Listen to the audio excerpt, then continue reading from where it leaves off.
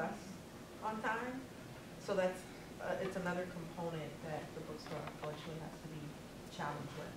Because if the faculty doesn't tell them until the week before, they're not gonna get the books, when classes start, so. Greg, I think I saw your hand before. Do you still have something? No. Okay. Amin or Alex, you guys are next. Do you have?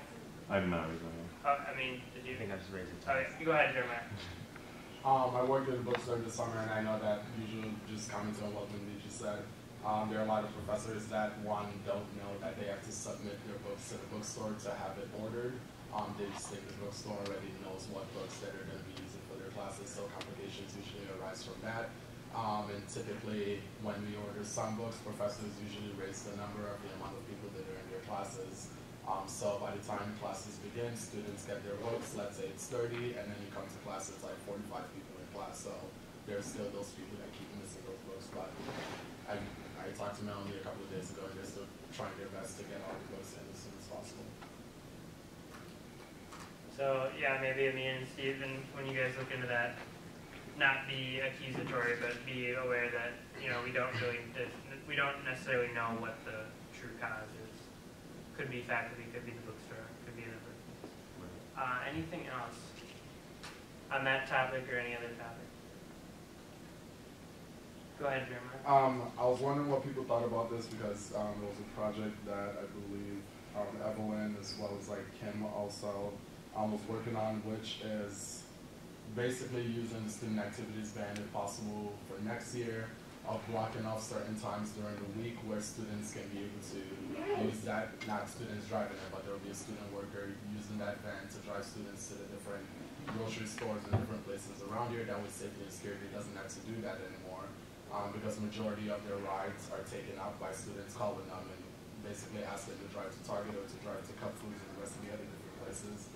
So if we can be able to use the student activities van for that, and safety and security doesn't have to do that, then they can be able to extend the mile radius, and then students can actually be able to get home farther than just a mile out from campus. Maybe they can be able to extend it to 2 miles or more. And I was wondering what people thought about that. Go ahead, Amin. I think wasn't part of this that the student, like you would pay the student activities ban, it wouldn't be a free ride just to the grocery store? Yeah. Yep. Okay. Wendy, do you have any thoughts on that? But I mean, definitely have. I think you guys should talk about it. And then We met with Lacey, not me, Evelyn, correct?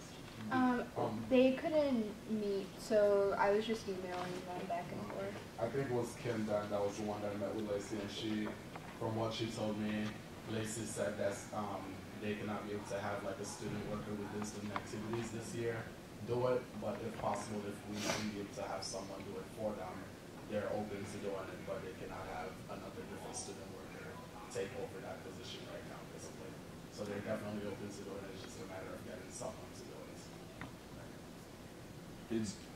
Go ahead, Alex. Is it getting someone or is it budgeting for another student? Not budgeting, just like getting someone to actually do it, because it's not going to be like a once a week type thing. It may be like Monday, Wednesday, Friday, and like Saturday from certain times to certain times. Like that can actually just like become a new position, right? Student activities, which would be beneficial because that's their jobs. I'll let Wendy respond to it, and then Jenny. before you start spending my budget, keep in mind that these would be some questions that maybe when you have a chance to sit down and talk to Lacey. But if you're going to have a student doing it, first of all, making sure all student organizations know that there may be times that the bus isn't available for your bus. The van's not available for your student organizations because you're driving people to the store. Because keep in mind, we only have one student activities van. There are other vans on campus, but there's only one for student activities. The other thing, we can't say right now whether or not we can pay student activities to have a student drive people back and forth. So one thing for you to think about is how will you pay that person? Who's going to manage filling up the tank of gas? You know, just some of the additional costs that go along with taking people back and forth, because you can't make the assumption that any other department on campus will automatically have the funds to do that. So that, I mean, those are just some immediate thoughts that come to mind to me. Jenny, did you have anything to say? I mean, Wendy basically said that like a lot of orgs use that vans. I know Catalyst Trip, like spring break, they had used the band for the past at least 2 years to go on the spring break program. And you said they would like charge?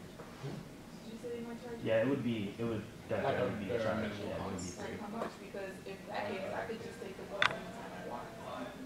It's like $2. And I think it'd be very inconvenient for students. Rachel. Yeah, I was just going to go along with what Jenny said. Maybe if we spent some time looking at maybe educating people about how to take the bus. I mean, that's a $175 or $225 cost, to go down quick to catch a bus, anywhere on the system for 2 hours.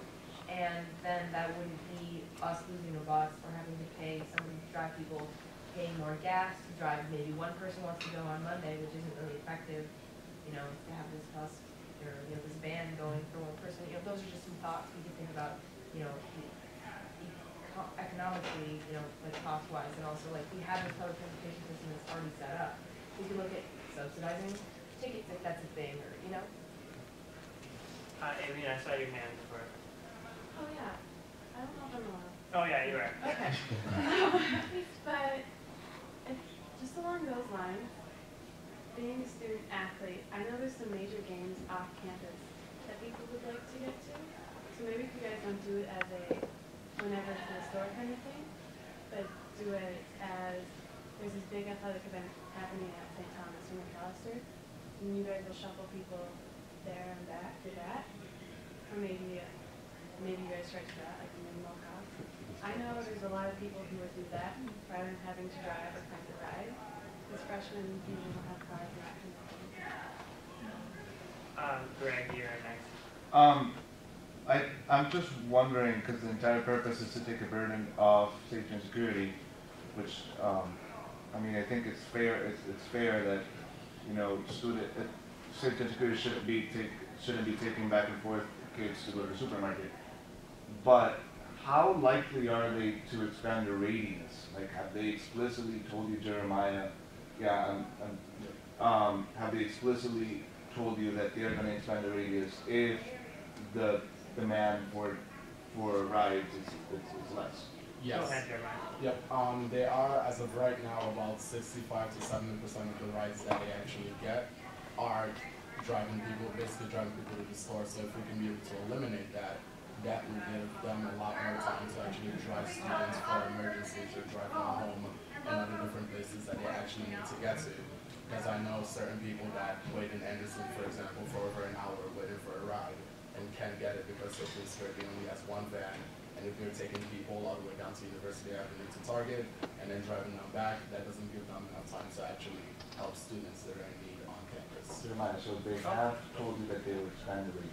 Yes, they're open to doing that as long as they can be relieved of the burden that they currently have right now. Alex is next. Okay, so if we want to give more time and efficiency, right, to safety and security, there has to be an alternative to safety and security, because as long as safety and security exists and allows people to basically abuse privileges to go to grocery stores and that kind of thing, students will do that, like regardless, right? So even if we educated them on the bus system, people won't do it because there's a free alternative from safety and security. So unless safety and security says strictly we will not drive people to blank, blank, and blank, people will always do it unless there's something to substitute it. And if we want to make safety and security better because of waiting times and like if something goes wrong and they're at Target, right, and I feel like all of us would like safety and security to be better, there has to be some kind of something else available besides buses. Spoken like a true economics major. I think this has been a lot of hands. I think, correct me if I'm wrong, I have Amin, Alyssa, Colleen, Evelyn, and then Jenny. Very nice. Yes. All right. I was going to say the same thing as Alex.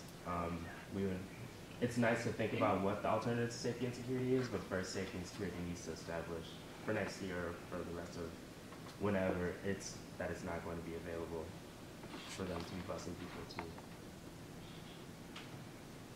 to. Okay, Alyssa. I have like 3 different things. I'm going way back to the payment thing. I If you're charging, I honestly do not think people will use it. They can ride the bus, especially if it's only at certain times. Why will people wait to ride in a van at a specific time and pay the same cost as going on the bus whenever they want? I don't think payment is, I think we should find a way to pay for it in another way besides making students pay for it. Secondly, safety and security expanding the radius, that's awesome, good. I don't think it'll save time. I don't think it'll be more efficient.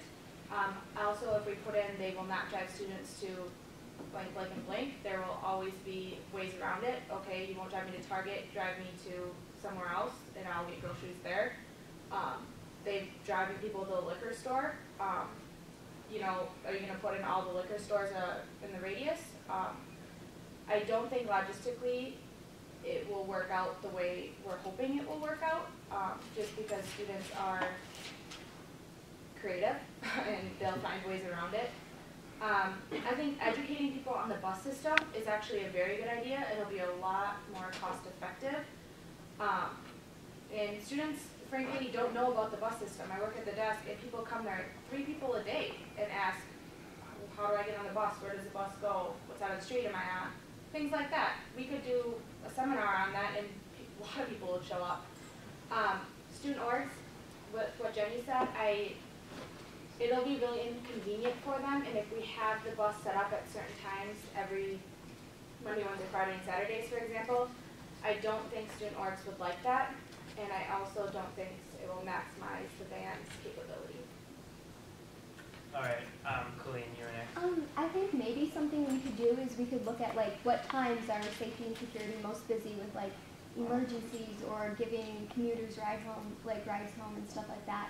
And then maybe we could like try to figure out like this will be the designated like grocery store time, like, and that way people like they'll have a way to get there and everything, but they won't be maybe abusing it like at night, you know what I mean? Yeah. So that's just an idea. I'm gonna let Wendy quickly butt in the line here. No, I'm sorry, but how